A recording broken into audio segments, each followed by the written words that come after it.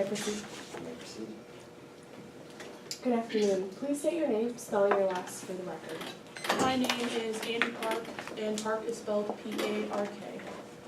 Do you please tell the members of the jury a bit about yourself? I served in the Navy for 4 years right out of high school. After that, I went back to school at Midland State. That's actually where I met my husband, Lee. After we both graduated, we bought our first house together, and we decided that we wanted to start a family.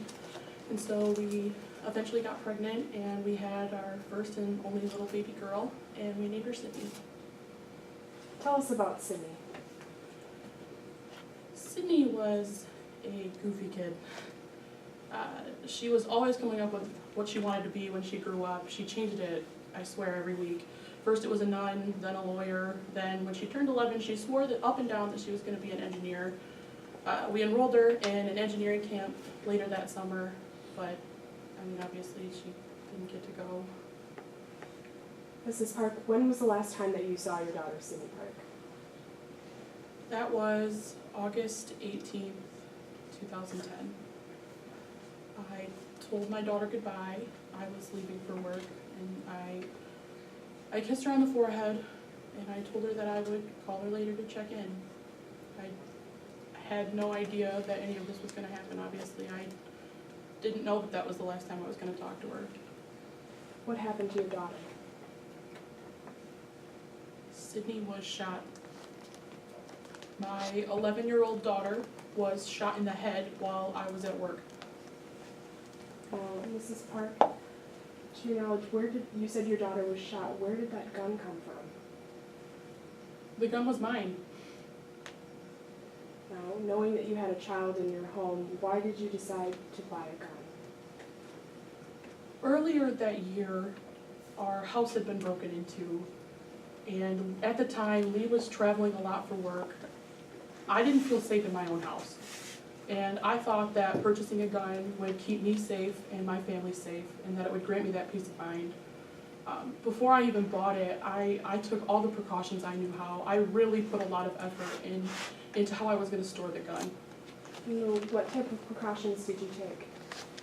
Well, before I even bought it, I looked at all the consumer reviews. I made sure that it was a reputable manufacturer, the gun where I bought it from. I bought a top-of-the-line safe to store it in, and it was a combination safe. I kept the combination in a separate room in a file cabinet that I thought only Lee and I knew where the combination was. I put the bullets for the gun in the garage so they were away from the gun, so only Lee and I really knew where everything was. And so if we needed to use it, we were the only two that really knew. Now, you said you went to work that day. To your knowledge, was there anyone at home with Sydney? Yeah. The neighbor kid, Jesse Duran, he was over playing with Sydney on August 18th. The babysitter had called in last minute, and so I had talked to my neighbor Keith across the street, and he said that he would be checking in on the kids every so often just to make sure that everything was okay. And I was going to call every hour on the hour just to make sure that everything was okay at home. Did you know Jesse Duran well? Yeah, I thought so at the time. For years, I had watched Jesse after school until Hayden came home from work. Our kids were roughly the same age, so they played together a lot, actually. They were pretty close. And, Jesse was kind of a rambunctious kid, but it was nothing that I was ever seriously concerned about. I thought I knew both of them pretty well. And you said you watched Jesse before Hayden Duran came home from work. Yeah. What is your relationship with Hayden Duran? I met Hayden back in 2004, and at first we were just acquaintances, but then we actually became neighbors, and like I said, our kids were pretty close in age, so they played a lot together. And so I thought that we were pretty close. I always felt comfortable going to Hayden with any concerns that I had about our kids, and I thought that Hayden was comfortable with me in that respect as well. Mrs. Park, I'd like to talk to you about the morning of August 18th, 2010. Okay. You said that you went to work that day. What happened when you got to work? I had just walked into the office, and I was setting down my purse on my desk, and my phone rang. It was an emergency phone call. Who was on the other line? There was a guy who said that his name was Officer Williams. What did he tell you?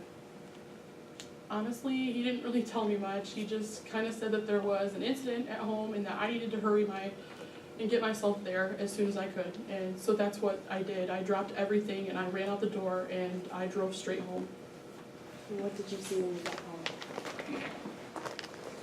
My yard was lit up with cop cars everywhere, and the sirens were so loud. I remember there were a bunch of people asking me questions when I got out of the car. I kind of parked on the street, and I was just running towards the house. All I could think about was that someone had broken in again, and the ambulance kind of scared me because that means that somebody's hurt.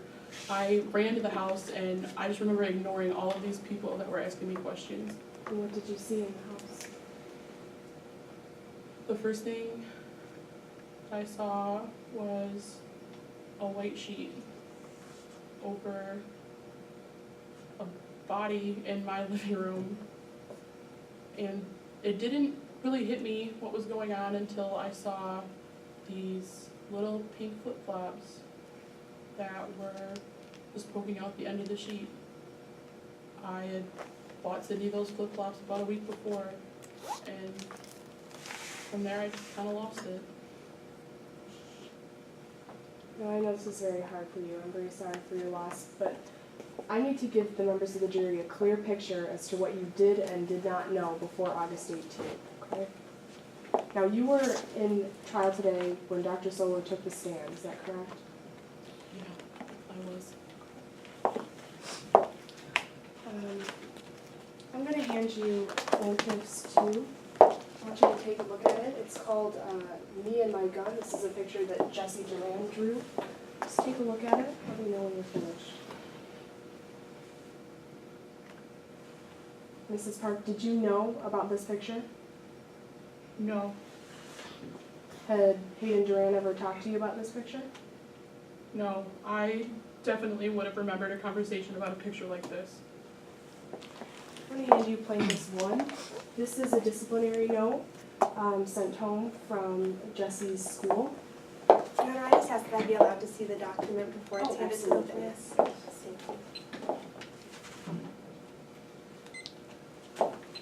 Mrs. Park, go ahead and look over that and let me know when you're done.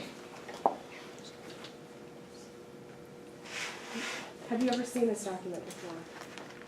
No, I had absolutely no idea that Jesse was getting into fights at school, and that's something I really would have liked to have known since our kids played together literally every day.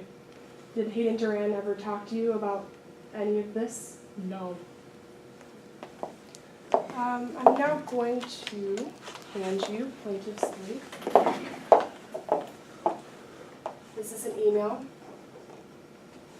sent from Hayden Duran to one of the good friends. Time.